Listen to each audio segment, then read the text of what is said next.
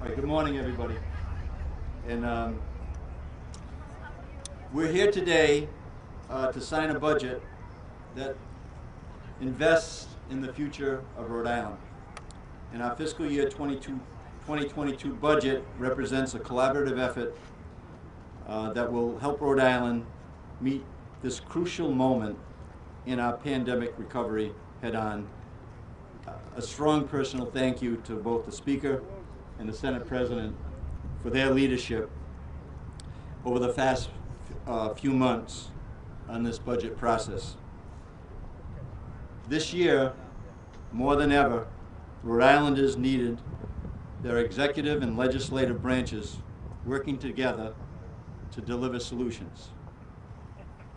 And I'm very proud of the work that we were able to accomplish together. So thank you so much for your leadership in the House and the Senate.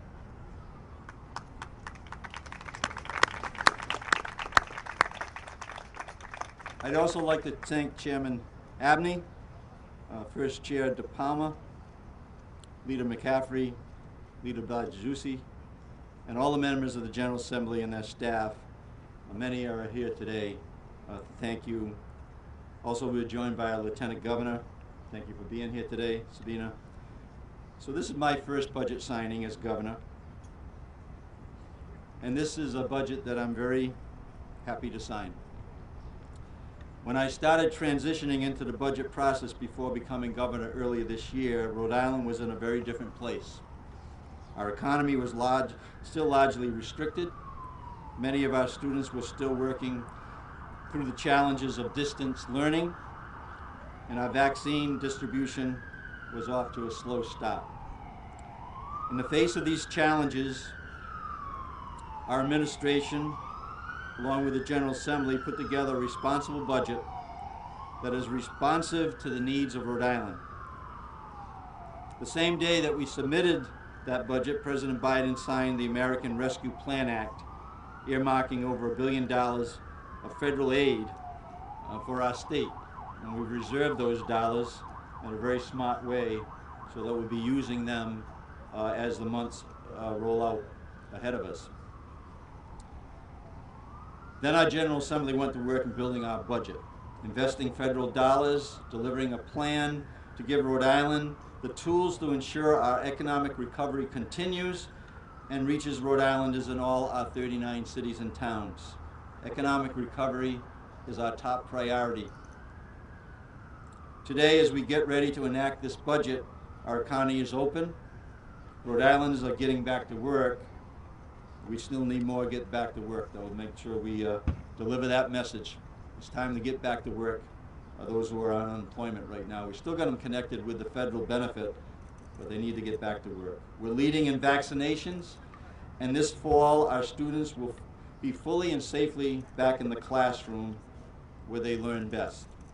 Rhode Island's recovery is in full swing, and this budget gives us the tools to keep it going.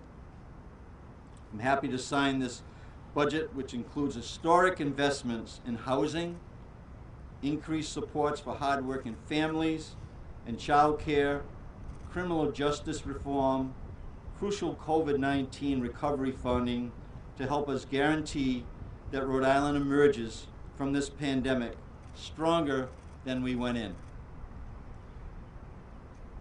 There are many important investments in this budget. I'd just like to highlight a few. Our budget makes historic investments in affordable housing. Both the Senate President and the Speaker have made this a priority, as I have as governor. Before COVID-19, Rhode Island was facing a housing crisis. The pandemic has only intensified this issue for many families across our state. The budget creates a first permanent funding stream for affordable housing in Rhode Island's history. The new funding is expected to generate about $4 million each year for the creation of affordable housing. It's a good start and a foundation that we can work off of. The budget also creates a Deputy Secretary of Commerce and Housing who will oversee housing initiatives and develop a plan for housing in the state of Rhode Island. This morning I was on a staff meeting and I said that our number one priority once I sign the budget is to fill that position. So thank you, Speaker, for your leadership on that. It also allocates $6 million to establish a funding stream for a Pay for Success supportive housing initiative. I know that that was a strong part of the Speaker's and the Senate President's work as well. Our budget continues economic development programs.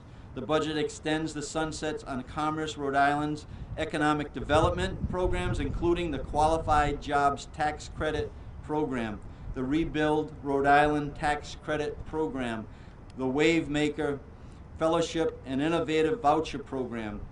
The budget also provides additional funding for our Small Business Assistance Program.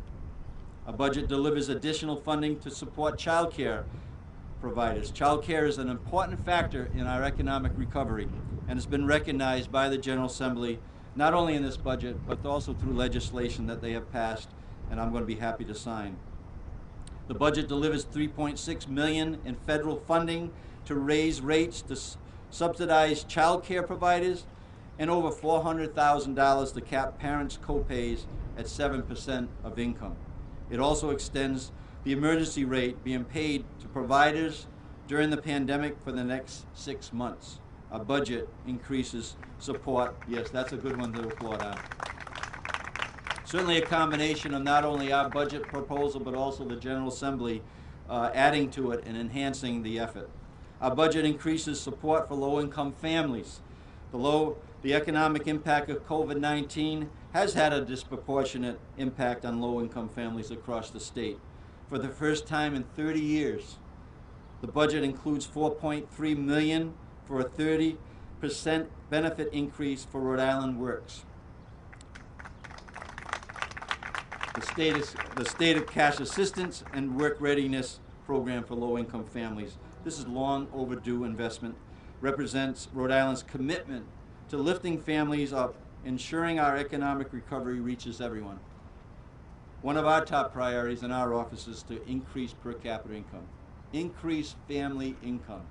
If we have learned one thing in this pandemic, we know that people who had income did better than those who did not have income or were short on income. Our budget prioritizes long-term services and supports resiliency. This budget makes vital investments in home and community-based services to rebalance Rhode Island's long-term care options.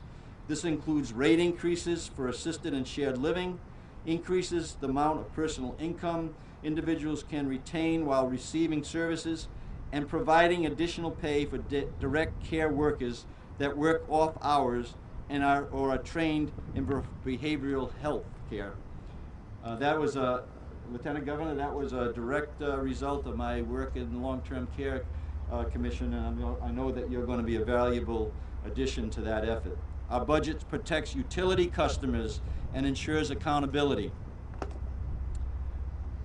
It's no secret that I'm on the board with the ratepayers, and for years I've fought for Rhode Island ratepayers by advocating for a Utility Service Restoration Act, legislation which establishes a concrete set of performance standards with corresponding penalties to hold utility companies accountable and protect families and small businesses in the case of an emergency. The act included in this year's budget is a proven measure that delivers real results for consumers in nearby states, with all fines being credited back to the ratepayers. In Massachusetts, similar legislation allowed the state to recover tens of millions of dollars in fines from utility companies for insufficient performance. This budget finally holds utility companies to a higher standard in Rhode Island and ensures local ratepayers receive that benefit. Finally, this budget is an investment in our kids, our families, and our economic future. Today we sign the budget. Then our work to move Rhode Island forward continues.